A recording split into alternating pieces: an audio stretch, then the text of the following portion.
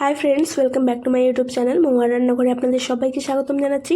শীতের দিনে কিন্তু প্রচুর রকমের সবজি পাওয়া যায়, তাই ভাবলাম আজকে সমস্ত ধরনের সবজি দিয়ে একটা ভেজ পকোড়া বানানো যাক। শীতের সন্ধ্যায় চায়ের আড্ডায় কিন্তু এরকম মুচমুচে ক্রিস্পি পকোড়া থাকলে আড্ডাটা কিন্তু ভীষণভাবে জমে যায়। তো চলুন রেসিপিটা শুরু করা যাক। তো প্রথমেই তার জন্য আমি একটা বাঁধাকপি নিয়ে নিয়েছি। এখানে একটা বাঁধাকপির আমি প্রায় 4 ভাগের 1 ভাগ নিয়ে এবারে ছোট ছোট করে এখানে চপ করে নিয়েছি সরু সরু করে। এবারে কিছু বিনস নিয়ে নিচ্ছি, বিনসগুলোকেও এখানে আমি ছোট ছোট করে কেটে নেব। এখানে আমি সমস্ত সবজি সামান্য পরিমাণেই নিয়েছি, তা দিয়েও কিন্তু আমাদের অনেকগুলো ভেজ পকোড়া রেডি হয়ে যাবে। এখানে আমি নিয়েছি কয়েকটা ফুলকপি নিয়েছি। এবারে ফুলকপির কোয়াগুলোকে এভাবে ছোট ছোট করে এখানে চপ করে নিচ্ছি। ফুলকপিটা চপিং করা হয়ে গেলে এখানে আমি এবারে নিয়ে নিচ্ছি গাজর। গাজরটাও কিন্তু আমি সামান্য পরিমাণেই নিচ্ছি এবং গাজরটা একটু সরু সরু করে কাটছি, যাতে করে ভালোভাবে কিন্তু বাকি সমস্ত ভেজিটেবলসের সাথে মিক্স হয়ে যায়। তো তার জন্য একটুখানি সময় ধরে গাজরটা কেটে নিলাম। এরপরে আমি নিয়ে নিচ্ছি বিটরুটও আমি এখানে একটা বিটরুটের হাফ পরিমাণ মতো দিলেই কিন্তু হয়ে যাবে। এখানে আমি পুরো বিটরুট দেবো না। তো এখানে সামান্য পরিমাণে বিটরুটটাও কিন্তু আমি এখানে ছোট ছোট করে লম্বা লম্বা করে কেটে নিচ্ছি। আপনারা চাইলে কিন্তু বিটরুট এবং গাজরটাকে গ্রেটও করে নিতে পারেন গ্রেটারের সাহায্যে, তাতেও কিন্তু এটা খুব সুন্দর হয়, বাট আমি এইভাবেই কেটে নিচ্ছি চাকুর সাহায্যেই। তো এখানে আমার গাজরগুলো রেডি হয়ে গেছে, বিটগুলো। এবারে আমি একটা পেঁয়াজ নিয়ে নিচ্ছি। পেঁয়াজটা এখানে আমি একটাই পেঁয়াজ নিয়েছি, আপনারা চাইলে কম বা বেশিও করতে পারেন। পেঁয়াজটাকেও চপিং করে নেব।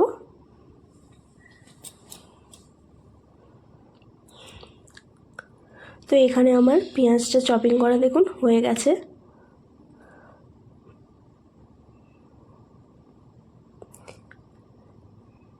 তো এখানে আমার সমস্ত পেঁয়াজটা চপিং করা হয়ে গেছে। এবারে জলেতে আমি পাতাকপিগুলোকে ধুয়ে নিচ্ছি পরিষ্কার করে ভালোভাবে। 2-3 বার জল পাল্টে আমি ধুয়ে নিয়েছি। এবারে একে একে ভেজিটেবলসগুলো এখানে অ্যাড করে দিচ্ছি। প্রথমে দিয়ে দিলাম পাতাকপি, এরপরে দিয়ে দিচ্ছি ফুলকপি, এবারে দিয়ে দিচ্ছি বিনস, কেটে রাখা গাজর ও বিট কপি। এবারে আমি কিছুটা পরিমাণে এখানে আমি পেঁয়াজটা অ্যাড করে দিলাম।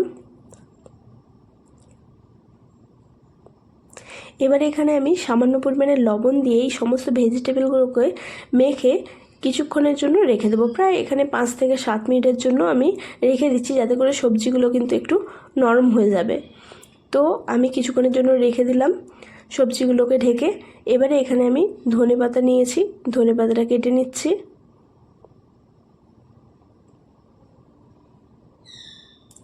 আপনাদের এরকম ভেজ পকোড়া খেতে ভালো লাগলে আমাকে অবশ্যই কমেন্ট করে জানাতে পারেন।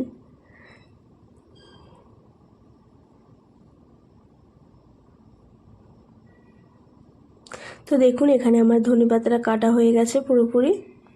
আমি পুরোপুরি চপ করে নিয়েছি ধনেপাতাটা। এবারে 2টো কাঁচামরিচ নিয়েছি, কাঁচামরিচগুলোকে কুচি কুচি করে নিচ্ছি। আপনারা চাইলে লঙ্কাটার পরিমাণ কম বা বেশিও করতে পারেন। এবারে এই ভেজিটেবলটার মধ্যে এইবারে আমি ধনেপাতাটা অ্যাড করে দিলাম। এবারে আমি এখানে নিয়ে নিয়েছি গ্রিন অনিয়ন।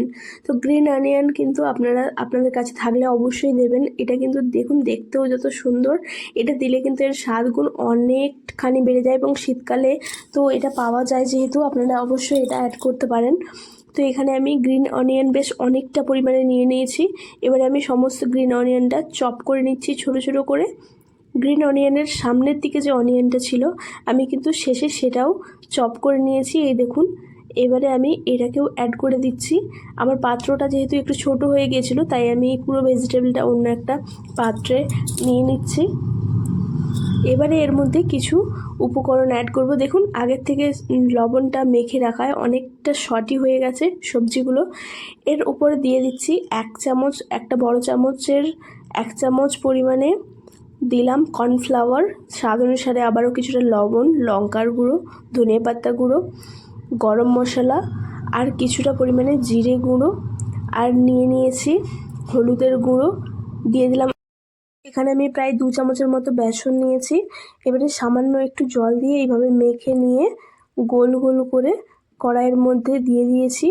তো দেখুন এইভাবে গরম তেলে এবারে হালকা লাল লাল করে উল্টে পাল্টে ফ্রাই করে নিলেই কিন্তু রেডি আমাদের ভেজ পকোড়া। ভিডিওটা কেমন লাগলো আমাকে অবশ্যই কমেন্ট করে জানাবেন। যদি ভালো লাগে অবশ্যই লাইক করে চ্যানেলটাকে সাবস্ক্রাইব করে পাশে থাকবেন। দেখুন এখানে আমার কিন্তু ভেজ পকোড়া পুরোপুরি কমপ্লিট। এখানে আমি কিছুটা স্যালাড নিয়েছি, পেঁয়াজ কুচি, শসা কুচি, উপর থেকে ধনেপাতা কুচি দিয়ে আমি পরিবেশন করে দিলাম। এখানে কাসুন্দি সস এবং টমেটো কেচাপ দিয়ে পরিবেশন করলাম। এইভাবে পকোড়ার ওপরে কিছুটা পরিমাণে টমেটো কেচাপ লাগিয়ে পকোড়ার উপরে স্যালাড নিয়ে একটা বাইট নিলাম, পুরো জমে গেল। আপনারা অবশ্যই ট্রাই করবেন।